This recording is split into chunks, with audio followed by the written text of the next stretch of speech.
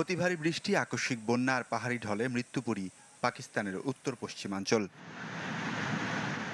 শুধু খাইবার পাখতুনখোয়া প্রদেশে মারা গেছেন অন্তত ৩২৮ জন।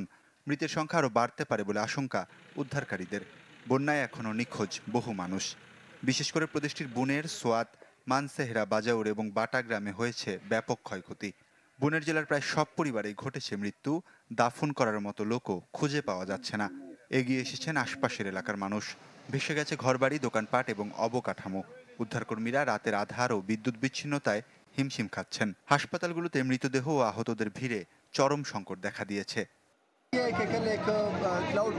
হঠাৎ করে অতি ভারী বৃষ্টি থেকে তৈরি হয় বন্যা। মুহূর্তেই শত শত মানুষের ঘরবাড়ি ভাসিয়ে নিয়ে গেছে।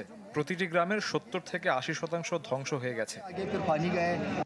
ক্ষতিগ্রস্তরা বলছেন সরকারি সহায়তা এখনো অপর্যাপ্ত। অন্যদিকে গিলগিট, বালতিস্তান আর আজাদ কাশ্মীর থেকেও আসছে একের পর এক হতাহতের খবর।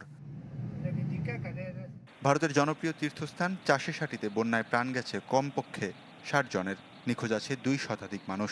জম্মু কাশ্মীরে কাদামাটির নিচ থেকে বেরিয়ে আসছে একের পর এক মরদেহ। নতুন করে এক বৃদ্ধ সহ ৮ জনের মরদেহ উদ্ধার হয়েছে। আবহাওয়াবিদরা এই প্রাকৃতিক বিপর্যয়ের জন্য ১০০ মিলিমিটারের বেশি বৃষ্টিপাতকে দায়ী করছেন। অন্যদিকে নেপালে বন্যা ভূমিধসে নিহতের সংখ্যা ৪০ ছাড়িয়েছে। নিখোঁজ আছে শতাধিক মানুষ। ওয়ালিউল্লাহ ফারুক, চ্যানেল 24।